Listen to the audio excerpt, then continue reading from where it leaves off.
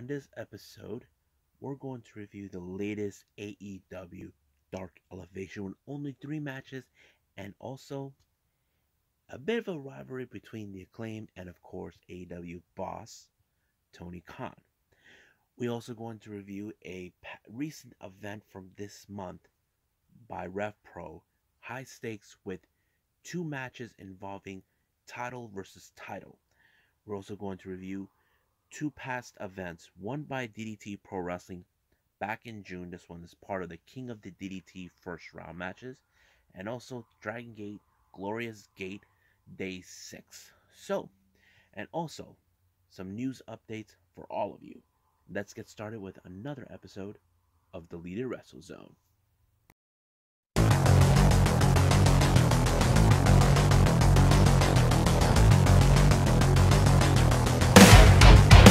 Are you ready? Get up, get up. Get up, get up. Get up, get up. Get up, get up. Get up, get up. Get up, get up.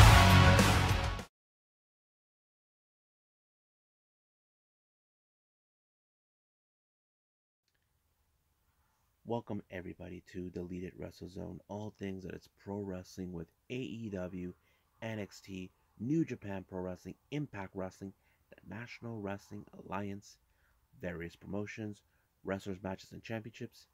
I am your host, Jay, right here. So, before I begin, you're probably saying, why am I wearing a hood? My hair's messed up. So, forgive me. I don't like to show what my hair messed up. But, let's just move on. As you know, we start with AEW Dark Elevation. We only had 3 matches. The first one is, as Paul White would say, Thunder Rosa, taking on Kayla Sparks. It was a pretty good match. Of course, everybody loves Thunder Rosa, and you can guess right away that she won her match because she's the fan favorite. Our next match, I have to say, this one was my favorite one. Dark Orders, John Silver, Alex Reynolds, Alan Five Angels, and 10 in this particular match, taking on Dean Alexander, Kevin Tibbs, Eric James, and TJ Crawford. Now, why do I think this is my favorite? I think because all 4 of these guys in the Dark Order are perfect as a unit. You know how they have like sub factions within a faction. That's what I think about it when I look at these guys, and I think it was pretty good. I think I like the combinations, what they were pulling in order to win their matches. And I think it kind of fit perfectly for them. And that's how they won. All thanks to the full Nelson lock by 10. Then finally we have the last match, a 3-on-1. Paul White taking on RSP, VSK, and CPA. Yeah. Those names, yeah, that's kind of strange. But it was perfectly. But at the same time, the Gun Club were outside watching and looked like they were making fun of Paul White. But he was giving loud chops to both VSK and CPA. Well, RSP, he's out somewhere in the other side, knocked out. But later Paul ended with a double choke slam, allowing himself to win. Now, as you know, the Acclaim has been one of those tag teams that they like to diss people, but however, the Acclaim had the audacity to call out Tony Khan, and because of that, Tony Khan decided to go into a rap battle with them, and he called for help. Lil Uzi, and of course on Twitter, Max Caster say he can't even rap. Well, we'll see who can't rap, but of course, Tony Khan had to call out the Varsity Blondes to deal with this mess, and I can't wait to see what's going to happen. But if you guys noticed, Elevation starts right before Rampage, so I think it was a pretty good show, and even though it was short, I enjoyed it. So let's move on with the next review.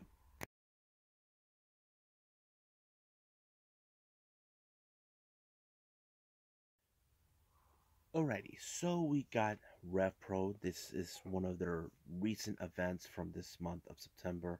high stakes. This took place on the 19th of September. Let's start with the first match, which is a four-way tag team match. First team, we got Sunrise Machine, TK Cooper, and Chuck Mumbo versus Brandon White and Doug Williams versus two extreme athletic men, Kenneth Halfpenny, Sean Jackson versus the Young Guns, Ethan Allen and Luke Jacobs. Now, this is one of those tag team matches that you definitely don't want to miss. Now, which one out of all of them do I thought it was the one that could look like it was going to win? Well, since the first time I've been hearing about them, I say it was the Young Guns. I just was impressed by them. Excuse me. I was impressed by them. And of course, there were the T's that they could most likely join. Of course, the United Empire. That was something that there was a photo of Ospreay talking to them. But that was the tease that it was posted. I'll explain later. But it was them. They were pretty good. The Young Guns are amazing. Two extreme athletic men. They're good, but they are obnoxious in every aspect.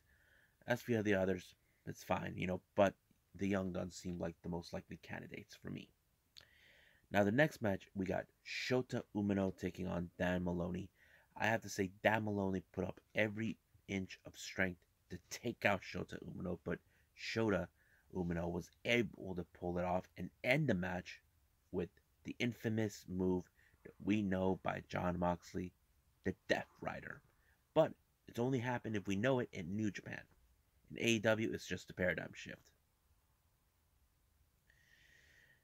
Now, our next match is for the RevPro Undisputed Cruiserweight title in a three-way match. We have, of course, Chris Ridgway of the Legion, Robbie X, and Michael Oku. I have to say it was a good match. The most likely, it looked more like Chris Ridgway was going to win this one because he's a good technical wrestler. But however, it was Michael Oku that took advantage of trying to make sure he wins the match, and that's what he did. I think they were trying. Ridgway tried to dismantle him, but no luck. But Michael Oku was able to retain his title. Excuse me. Our next match is Mark Haskins taking on the newest member of the roster and currently on excursion, Yota Tsuji. Now, Tsuji has now been eyeballed by Gideon, the so-called manager of the Legion, who has offered him once before a opportunity for him to join the Legion. Now, he was reluctant not to join the first time because if you guys know this or not, I mentioned this before, the Great Okan was a member of the Legion before returning back to Japan. So basically, he has a grudge with the Great Okan, but he doesn't want nothing to do that has anything involved with the Great Okan. But it looks more like everything was going great. However, Gideon decided to get himself involved, but it cost Mark Haskins the match for allowing for Yota Tsuji to win. However, once again, Gideon offered him another chance to take the offer. But once again, Yota Tsuji stuck to his principles. He declined the offer. Now, the real question is, will Gideon try it again? Or, as any other, if you turn him down, you get a beatdown. It all depends on the next time we see this type of event. Now, our next match is for the RevPro Undisputed British Women's title in a 2 out of 3 fall match. We got High-End versus Giselle Shaw, who was the champion. Well, currently. However, there was a little twist to this. It was High-End's birthday on that day, so everybody was singing happy birthday, and also it was a good match. It was Giselle who actually picked up the first fall, then High-End did, but it was in fact Giselle Shaw who was able to pick up the victory on this one. Now, in the post-match, Giselle put up a great promo saying how High-End is one tough lady who put her to the limits. I'm like, wow, it's impressive. And she said that she would love to face her again. And of course, Hyan would love to do that. But however, once Hyan left, Debbie Cato comes out, attacks Giselle Shaw, and then Hyan tried to help. But however, this woman, Debbie, has now declared herself the next challenger for the women's title. Our next match is a title versus title, winner takes all. The RevPro British Tag Team Championship and the PWA Tag Team titles. We have Aussie Open, Kyle Fletcher and Mark Davis taking on Destination Nowhere, Connor Mills and Michael Oku. It was an unbelievable match. I think it was one of the most best ones I've seen out of RevPro. You couldn't tell with this one, but there was a moment where Mark Davis attacked Oku right at the knee, trying to weaken him because he's already been hurting. Not to mention he was already in a wrestling match, putting the cruiserweight title on the line. But it fits perfectly with it. But however, it was Aussie Open that won the match. I think it was a pretty good match. Then finally, our main event, another title versus title match. We got the RevPro Undisputed British Heavyweight title taking on the RevPro British Heavyweight. We got Ricky Knight Jr. taking on Will Ospreay. It was amazing. You can tell that Ricky Knight Jr. wants to etch himself at the top of the list as one of the best wrestlers of all time, taking on a guy like Will Ospreay. It was crazy, but however, Ospreay managed to pull it off by picking up a victory, and now he has both titles. But however, he decided to attack Ricky Knight by applying the hidden blade on him. Shota Umino showed up to give a helping hand, and then the Young Guns showed up to help Will Ospreay. Then here comes Aussie Open, but all of a sudden something happened. Aussie Open turned on Shota Umino, showing the true colors, and they also obliterated the Young Guns. It was revealed the Young Guns was just a means to an end, and of course, Aussie Open was the team that most likely, and I mentioned before, they are now the newer members of the United Empire. They are now both double champions. As for Will Ospreay, despite the fact he calls himself the real IWGP World Heavyweight Championship.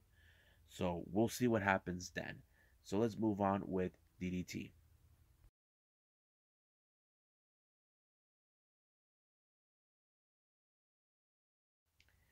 Okay, so we got DDT Pro Wrestling with King of DDT 2021 for the first round matches. This took place on the 10th of June.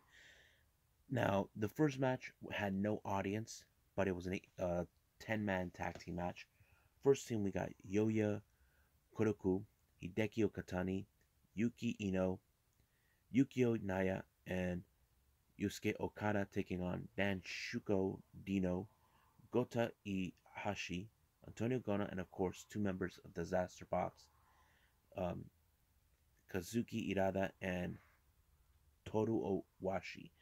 Now, Irada, he likes to dance, but it was cut too short because they wanted to get into the fight right away. They kind of, let's cut to the chase and just jump in. It was a pretty good idea to do that, but I thought it was very natural. However, it was, who was it? It was Irada, who actually picked up the victory for his team. And I'm sure the other team was not too thrilled because he's a bit of a cocky guy, but that's who he is. Now, the next matches are the first rounds for the King of DDT 2020. First match, we got Arashima taking on Makoto Oishi. I have to say, good match. I was banking on Arashima. He is a strong competitor, and I think it was perfectly natural. Cannot recall how he won, but yeah. We got Yuji Ino taking on Yukio Sakiguchi. As much as I would have loved to see Sakiguchi win, but Yuji Ino, he is a big man, and of course it was his strength size that helped him win the match. Then we got Mao taking on Soma Takawa. Mao is unbelievable. I have to say he is very good what he does, and he was able to survive his match against Takao. Our next match is Akito and Konosuke Takashita. These two guys know each other all too well. They were once part of the faction known as All Out.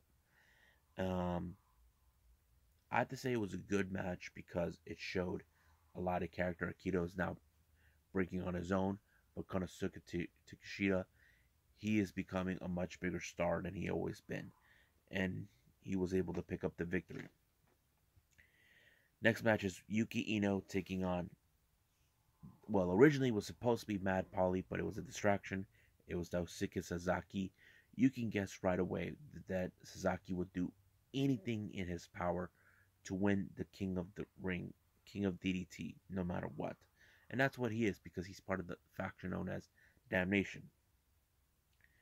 Our next match is Shuna Katsumata taking on Jun Akiyama. This was a very interesting match. He brought his little toys with him, but Jun Akiyama was not affected by it. He actually used that against Katsumata, and he should have known better not to bring any toys, but that's what he wanted. Next match, we got Kazusada Iguchi taking on Naomi Yoshimura. Also a good match. Of course, Iguchi has a big power strength, and that's what made him what he is. I think played out pretty well. Then finally, we got Tetsuya Endo taking on Chris Brooks. Tetsuya Endo being the really good heel, and of course, one of the most interesting wrestlers. He was able to pin Chris Brooks away to allow himself to advance in this whole thing.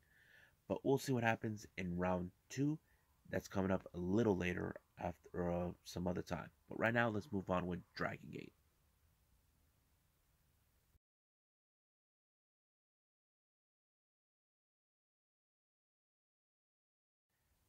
Alrighty, we got Dragon Gate, Glorious Gate. Day 6 just took place on the 20th of March. Opening match was Kaisuke Okuda taking on Punch Tominaga. Now, this is not the first time these guys have come across.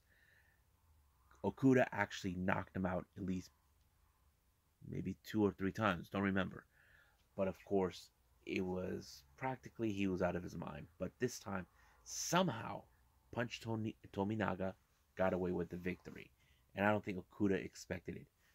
But I think this is going to be an interesting story. I would love to see. I don't know if there was a storyline after this, but we'll see what happens then.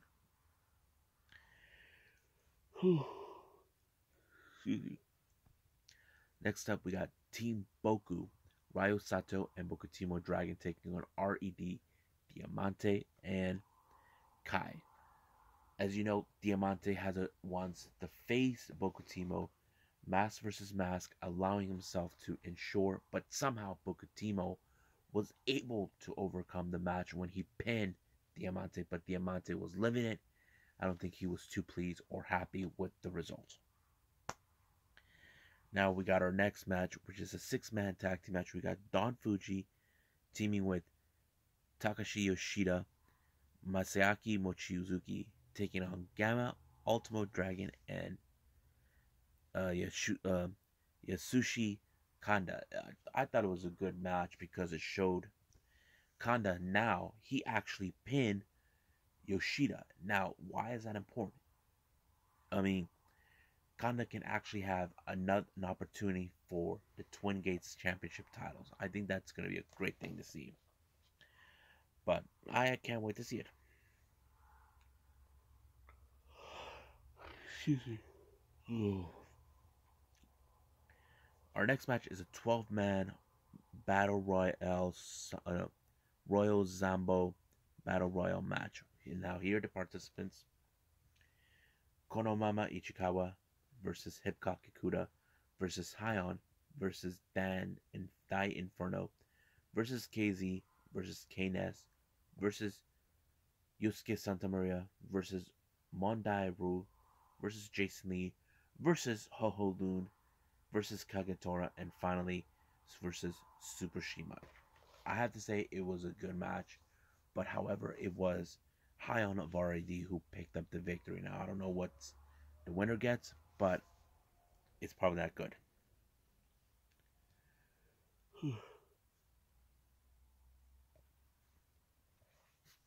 Our next match is a 8-man tag team match. We got Sasushi Hoko Boy teaming up with Masquerade, Kota Minoura, La Estrella, and Shun Skywalker taking on RED, SB Kento, Kaito Ishida, BB Hulk, and Kazuma Sakamoto. Now, the reason this match was built up was because Sakamoto is the next challenger for the Open the Dream Gate Championship, and that's the reason. But however, in this match, once again, the tactics of RAD continues to play a toll on Masquerade. But however, it was SB Kento who put what's his name, Sashi Hoko Boy in a Boston Crab and forcing him to tap out. But however, Sakamoto wants that title so bad and bring it back to RAD. Now, finally, our next match is Natural Vibes UT Geki Origuchi and Suzumu Yokozuka taking on High End, Benkei, Dragon Kid, and Yamato. It was a good match. I have to say it was pretty good. No storyline in this one, but it was a good match. But however, it was UT who picked up his first victory with the team as part of the Natural Vibes, and it was great that he actually was able to pick up a victory for his team. However, they received a visitor during their promo. Takeda Kamiye. Kamiye returned. He actually looked more like he was out on injury, but now it seems that he's back and he's joining the Natural Vibes once again. And I think it's a pretty good moment to see that Natural Vibes got the member that they wanted, but now we'll see what happens then. I can't wait to see this guy dance on with Natural Vibes. So I think that's it right now with Dragon Gate. I think it's time for another news update.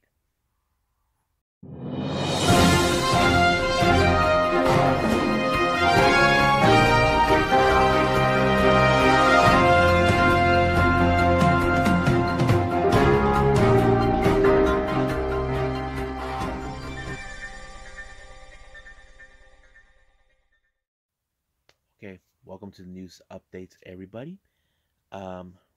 We have received word coming from both Will Ospreay and New York-based promotion House of Glory that it's been revealed that Ospreay will make his debut with House of Glory on the 12th of November. It was already been told that this is going to be on Fight TV. I can't wait to see this one. And the bell rings at 8 p.m. Eastern Time. Now, if those who are new, what the hell is House of Glory? Originally, it was a wrestling school that was created by The Amazing Red, but now it's a promotion. And about a year or two ago, rapper Master P, who is in fact a wrestling fan, bought House of Glory, and it appears that maybe he's bringing House of Glory back into this. And their match, the event will take place at the New York City Arena. Now, we want to give a congratulations to Ronda Rousey. Her and her husband, Travis Brown, welcomed their first child, a baby girl. I cannot pronounce her name because it's a Hawaiian name. Travis Brown, he's originally from Hawaii. Not to disrespect, if I have any Samoan or Hawaiian natives, I'm not going to say the name. Don't want to pronounce it wrong. I don't want to disrespect. So, that's me right there. But it did tell that Travis does have 2 kids from a previous marriage. That's pretty cool. As for what do we know about Ronda, if she'll be back with WWE, I don't know. That's another conversation for another time. Now, this past Sunday in LA, I'm in San Diego, where I'm at right now. Pro Wrestling Guerrilla has addressed about an incident that took place at the Globe Theater, where they do a lot of their shows. It was revealed that a transgender fan was punched in the back of the head on the way to the bathroom. Basically, it became a very bad situation. Nobody from the Globe Theater staff or Pro Wrestling Guerrilla knew what really happened. but they are in contact with that fan. I think they're feeling bad that this happened. They want to make this a safe place for fans out there who want to watch pro wrestling. And they have been talking to the victim, and I can't wait to see more. Now, finally, the last piece of news, this just happened today during Japanese time, during a press conference by Stardom for their October 9 event. It appears Cosmic Angels continues to grow. Now, I have mentioned this before. The most recent member, Mai Sakurai, joined after she lost in a match against Unagi Sayaka, and Sakurai actually asked Unagi to join. However, Unagi was a bit miffed, but Tam Nakano wanted it. Now it appears the the faction is now growing more once again. During the press conference, we had Oda Time member Sakashima, her tag team partner was not there, are facing off against Lady C, who I don't know what happened to her eye, but they never explained it, and her tag team partner Waka Tsukiyama. Now it was now told that Tsukiyama is now the newest member of Cosmic Angels. I was a bit surprised because I did mention this before. We have new girls who are leaving their respected promotions. Stardom is now the number one place for Yoshi wrestlers to go. And sooner or later, most of these girls who are coming from whatever promotion, doesn't matter if it's that's Marvelous, that's Women's Pro Wrestling, Diana, Ice Ribbon, uh, Just Tap Out, it doesn't matter where. They're all migrating now to Stardom. And I did mention there will be factions picking out their people. The ones they want in their faction. It appears now that Tam Nakano has made her choice, and I believe it fits perfectly. And I had that distinct feeling that now it would make sense why Sakurai and Tsukiyama actually joined.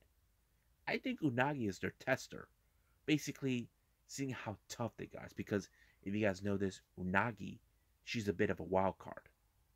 She's a bit reckless, but she gets the job done. And I have to say, I can't wait to see all members of